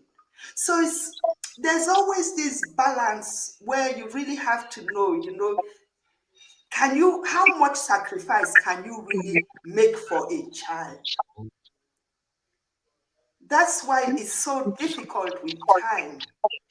Mm. Yeah. Can I quickly add up something? Please add. You know, when I talk about time, actually don't work, don't do anything for yourself, Yeah, just stay at okay, home let's 24 make hours. that clear. No, no, no. So I think I have to explain that so that we'll Yeah, all be clear. So that is genau. actually not what I mean, right? Maybe I had said it in a very wrong way. What I mean Okay. by time is even if it's just you have to work and all that. That is why I said before you have to get help, because these things you have to get a balance. So you have to know I need this help so that I can be mentally balanced or whatever. So you need help first of all. And then also when I say time, I don't mean please 24 hours just stay with your child and just be looking at the child and all that. No, no, that's not what I mean.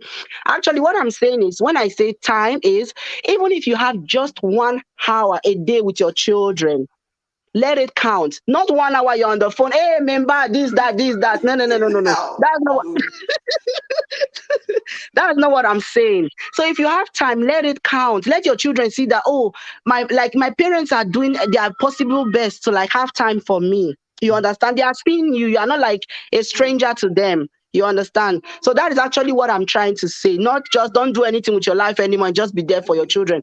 And of course, you have to know how many children you can take care of when you are giving birth to them, because you can't expect to like have 5, 10 children and then you just I have to be careful with my words now. Just have children, then say, we are in Germany, and sorry, I can't have time for you because time is not so important, and I'm very, very sorry, and that's life. No, you have to think. That's why I have three. I can't have more than three because I know when I have more than three, they are going to collect all the kids from me because I can't deal with it mentally, right? So you have to check yourself, know what you can balance, what you can children you can take care of, know what you are working. If you know you can like place it. This time is for my children. This time is for my work. Like you have to really do a lot of thinking, and it's a hard work. But before you should have kids, you should sit down and think about these things. Not when you start having them and then you have all the children and then you now start thinking, oh, I'm very sorry, my children, I can't have time for you because education is more important. So I think that's, Thank you. In Africa, we value kids a lot, but we don't place value on kids. Most. I'm not saying all, please, don't get me wrong. We value kids. When you get to a family and you're not having kids and there's a problem, you need to have kids. And how can you be a woman? You don't have kids. We value kids. We want the kids. But we forget to place the value on them too. You see, so people will be there like me. I want to have four. It's like when you are going to buy milk. I want to buy 4. No, me, I'll buy 6. I'll buy 7. And then when all the kids start coming, you'll be like, so I have to open this milk. You see? And the milk costs too. Oh my God.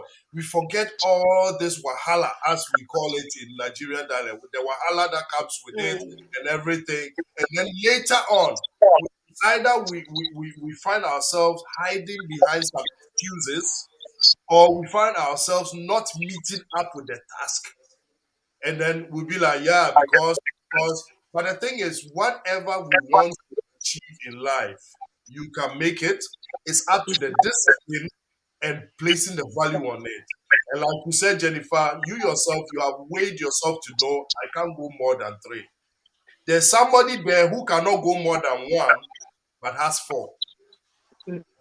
You see, because yes, you see, they say, there's one funny thing. Well, I heard it a lot in my family. Oh, you are the only son of your mother, so you have to give birth to a lot. And I ask myself, if I give birth to a lot, are you come to collect them and take care of them for me? No. You see, so there are some funny sayings. We are just 2 in the family, so I have to give birth to 20. We are just 10 boys and 1 girl, so I need to give more to girls. And it has become some choicey and some kind of choice, and you replace value on how many kids, how many boys, how many girls. So nowadays, when somebody give birth, we don't say, "Oh, we thank God you gave birth." Is it a boy or girl? We say, "What did we have? Is it boy or girl?" So what? And somebody gave an answer. He said that we gave birth. Oh, let me quickly read the comments here. It's interesting today. We are getting to some insight people don't want to hear, but these are some of the little things that adds up and gives you the power to value certain things you never placed value on. I just say that Jennifer, Africans don't need time for nothing. It's just there for them to know when to sleep, when to sleep and when to wake up. Juliet says that emotions come last Africa. That is true. And Constance says that in Africa, just turn it upside down. Money, education, emotion, and time. Thank you very much. And then Juliet says that in Africa, money, education, interest, time, and emotion. Okay. Then we have here emotions are last. Emotions, what is okay, so Constance said that time management and balance of time is a big problem with us Africans. Doing the wrong things at the right time and doing the right things at the wrong time. This word is about balance. Yes. One thing that Maria, I would say that made our mothers and our grandmothers be grandmothers. I don't know if the sentence is right. Yeah. That thing that made our mothers to be mothers and our grandparents to be grandparents is the management of time when it comes to their children. For example, I said something, Maria said, I would like to correct you on that. Women too well. So here comes the thing. My auntie will go to Makola. She had a big store, and Mm-hmm. she'll work the whole day and then come back home, make sure there's food on the table for us and my uncle and everything. And then those things she couldn't do when we are sleeping, she quickly does everything. In the morning, she wakes up with us, with uncle and everything. And there is one thing I studied about her. She always had at least her 1 or 2 hours just to kind of relax the mind. So I asked myself, how is that possible? And then I used to say, oh, it's Africa. Africa, you have help because my auntie was having those beautiful house help that were helping around. Then I came here and I also saw people making it that way. They have time, you wake up, you come from school, they play with you some small time, go to your room, Gemma say, beschäftige dich, mit dir selbst, do what you want, come and eat, they all sit at the table, okay, now go and what, or I'm trying to narrate something. And then at the end of the day, they still have time. So is it because we said something, you can only give what you have. So if you value yourself, you will value what came out of you, right? That is your child. So how, I think we've said it though, but I just want us to emphasize on it. How can we, out of your experience, bring that time management into our lives of single mothers and parents? Because single mothers, I don't know if I should say it's a little bit easier or not easier, but for parents, you are treating two parties, the children and the husband. In the other way around, you are treating the children and your wife. I don't know if you get it. But when it comes to the single mother, it's like nobody is there for you. It's you for the kids, and after that, it's for you alone. So how do you bring that balance in that thing, that time balance and the values?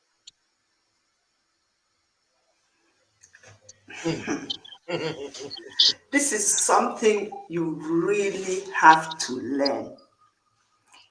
I can tell you I do it this way, but it may not function For for you. you. Mm.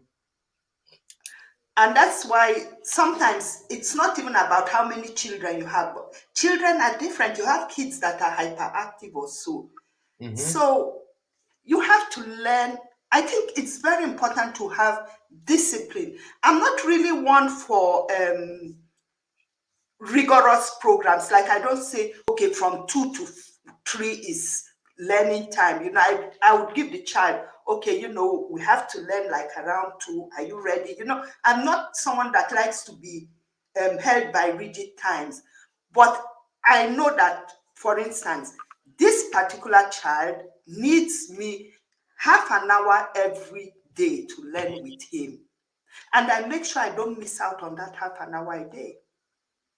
It may not be at 2, but we have to do it around in a time frame. Mm-hmm. I like working more with time frames than dot this time. You just have to learn somehow to be productive with the time you spend. And like, I'll tell you, I have a child that is autistic. So now I know if I want to learn with this child when he was younger, I have half an hour with him. Mm-hmm. So while I'm at work or other things, I know what exactly are we learning today. I'm already thinking, how can I teach this to him?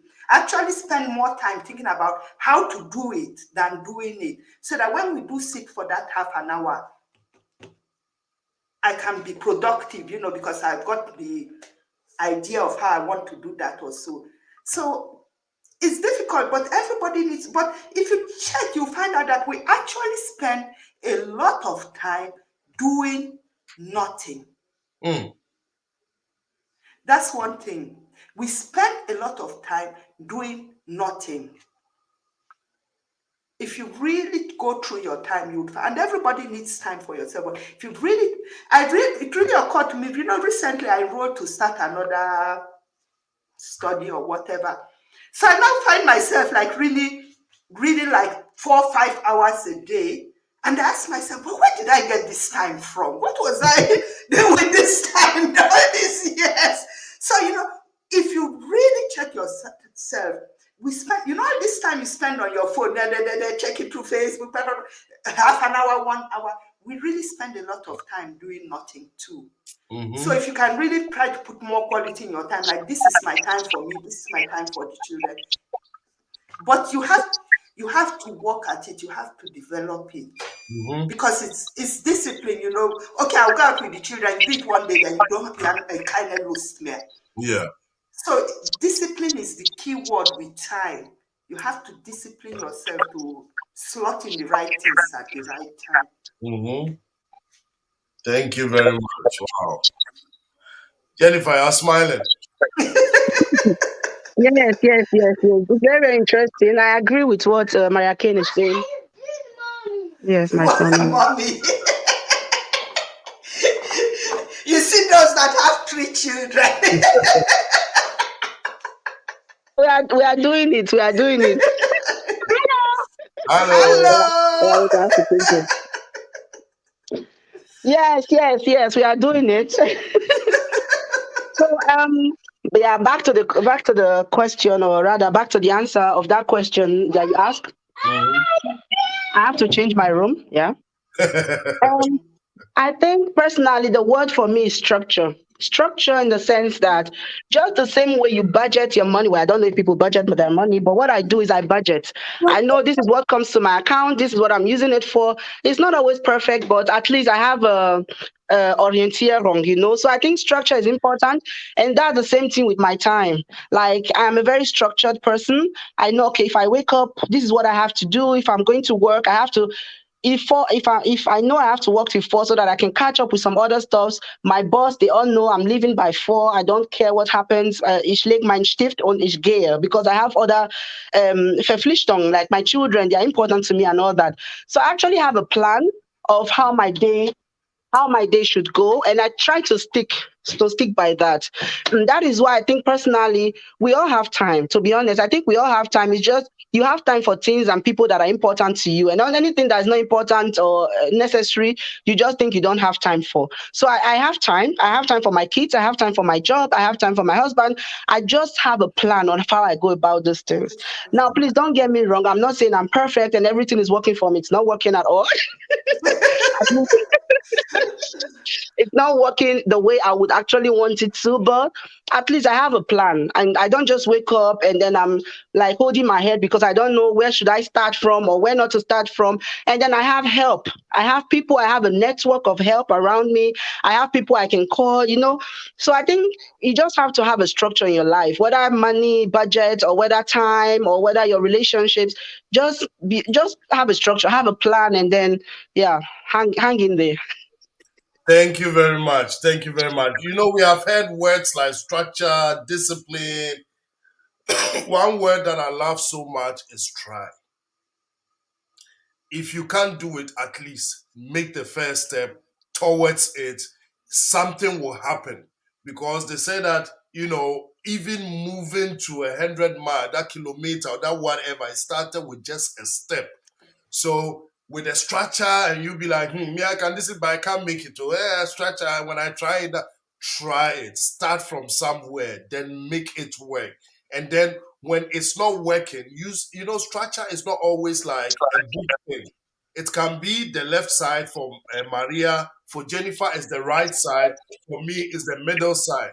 So when you start using Jennifer's and it's not working, why don't you switch to Maria's? And if it's not working, switch to Derek's or your own, but have a structure in whatever you do. Have the discipline to maintain that structure.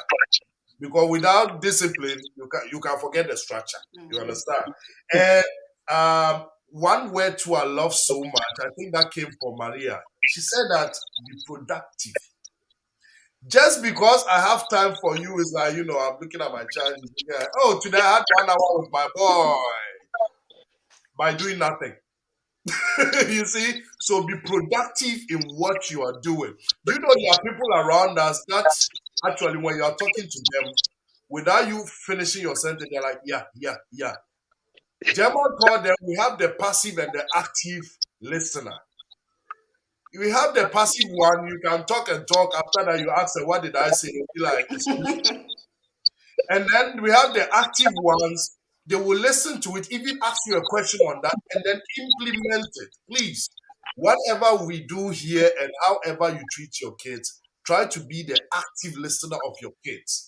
Because sometimes they are telling you what you need, they are telling you how they need it. But because you're Africa, you know everything. Your word is final. You end up where you shouldn't end up. Let me read the comments here. Sister Julia said that time management for Africans is very bad. Wir haben kaum Zeit gefühlt. You see, I'm reading the English, I'll be stuttering and it's gone. We overwork ourselves without even knowing it. It's only when we break down. So sad. Yes. That is why I made the comparison of you having a partner and a single mother or a single father. Sometimes you don't know where you are going too far, and there's nobody to tell you, hey, Jenny, slow down. Hey, Maria, sit down, drink water.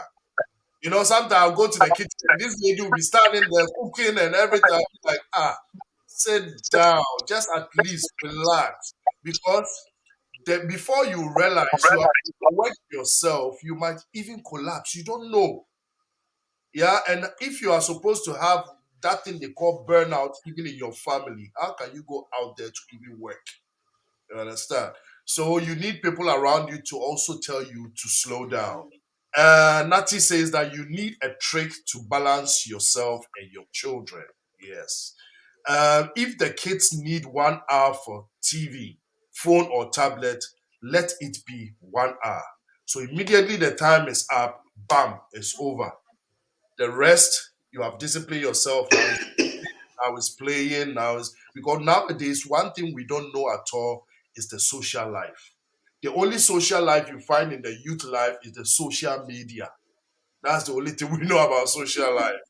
You see, so at Maria Kane, you are a mama filled with wisdom and enough energy. It's not everyone that can do what you are doing with 11 kids. Hat up. Oh, hook up. Sorry. Sister Juliet.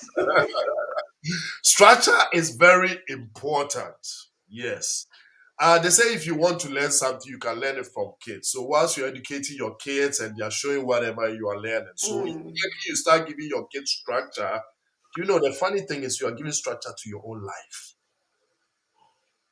You see, so life is something that goes around. Immediately you start ignoring your kids, whether you like it or not, you find yourself ignoring yourself because you do your things anyhow and the child doesn't matter before you realize, hey, Ikechuku, when did you get to 40 years? It's past already. So please, let's place value on our kids because the value we place on them is how people value them. We talked about self-esteem last week.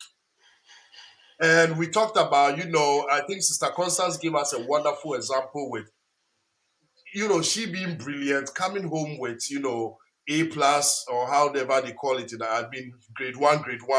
And then you have a father who will be like, so those in the class, they left you to become first. Like, so was there a 1 plus? You could have gotten that one. You see, it kinds of bring you down.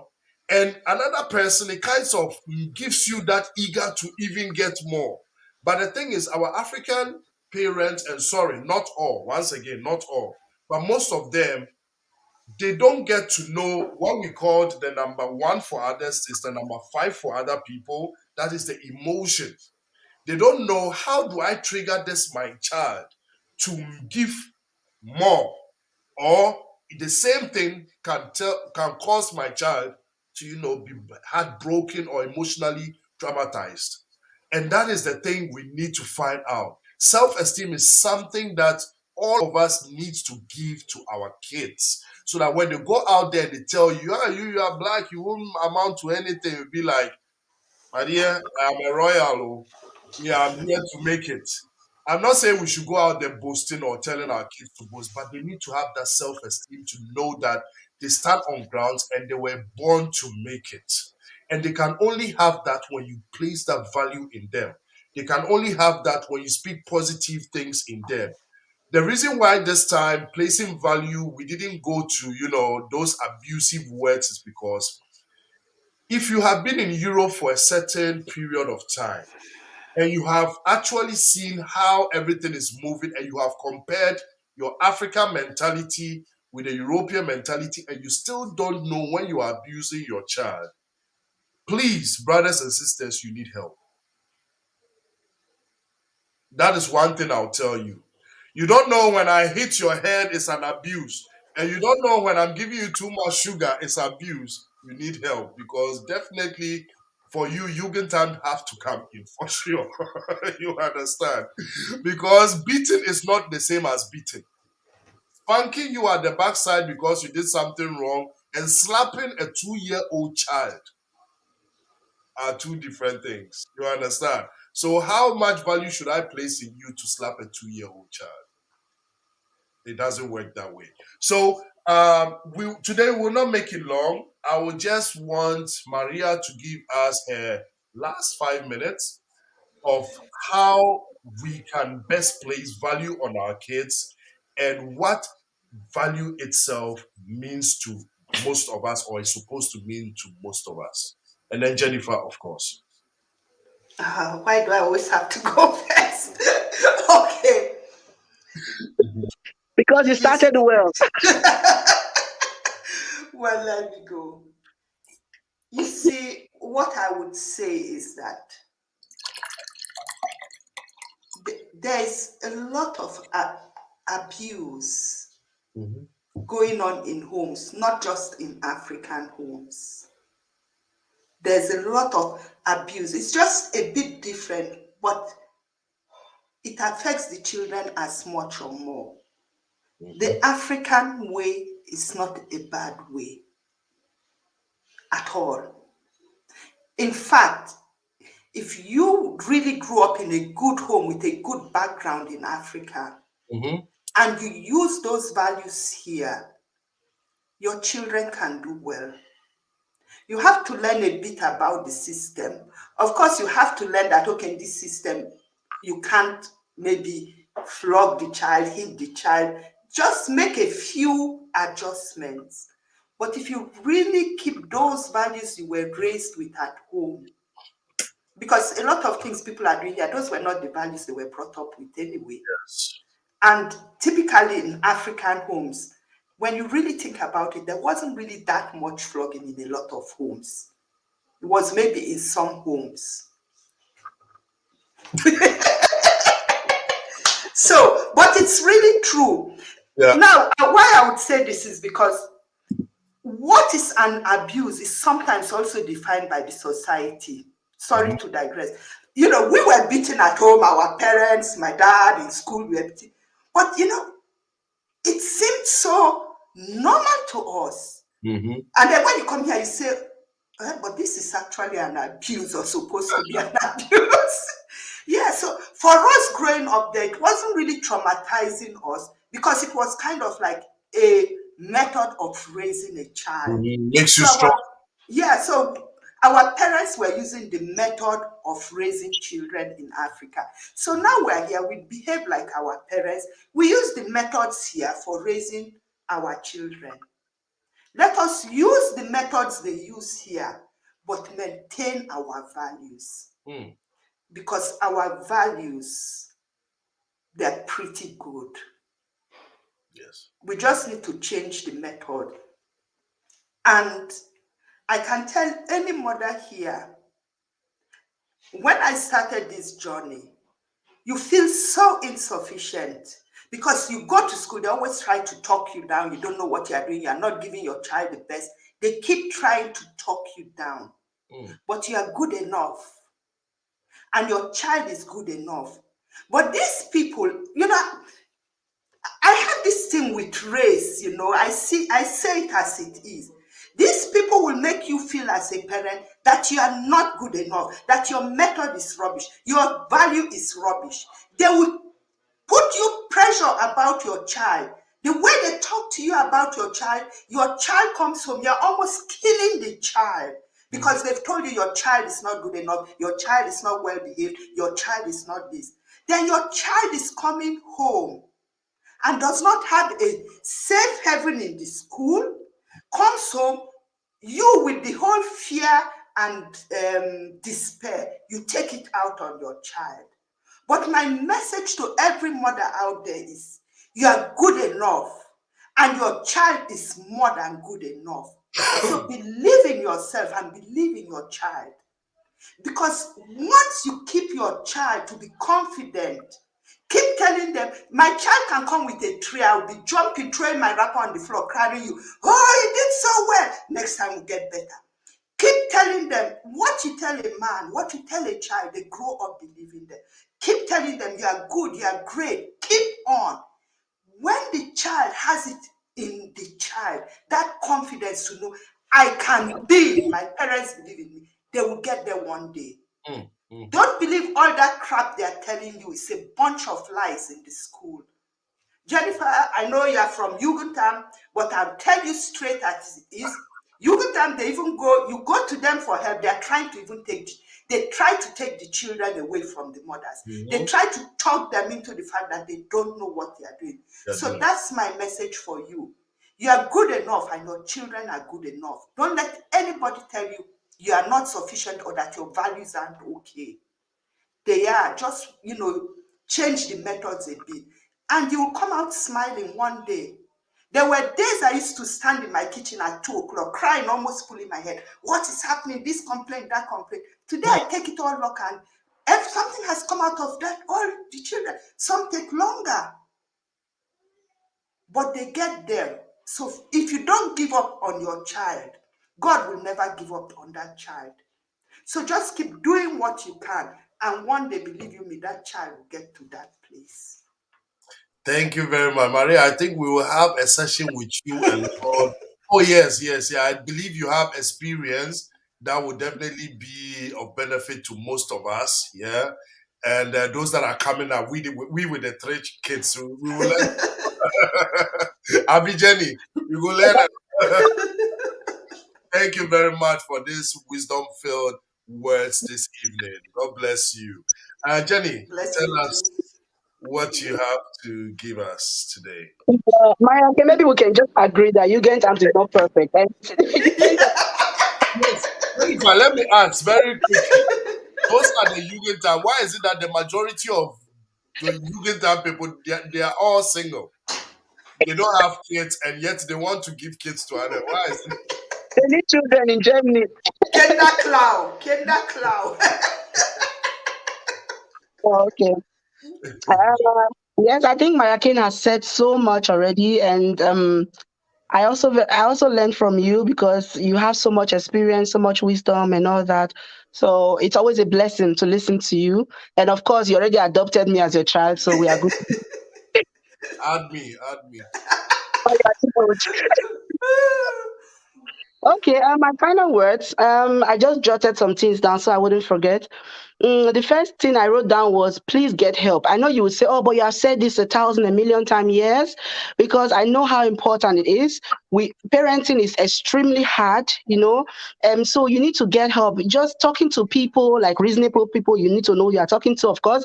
Talking to people help you to know that, okay, yeah, I'm stressed. Yeah, it's normal because it's not easy to train children. Find people, reasonable people to talk to, get the necessary help. If you don't know where to go to, contact AMD, or they have some many groups. I can list some for you.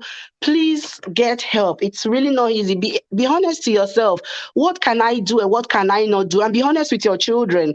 Don't stand in front of your kids and portray, oh, I'm the unknowing and I'm the all strong and all that. Let your children know that yes, I am mommy. Mommy has to work. Mommy has to do this. It's really not easy, but mommy is doing her best. Like let your be honest with yourself and your children. So I think this goes a long way. And then secondly, I always tell myself personally, I'm not just raising my kids. I'm raising future daddies, future mommies, future what do they call them, uncles, auntie.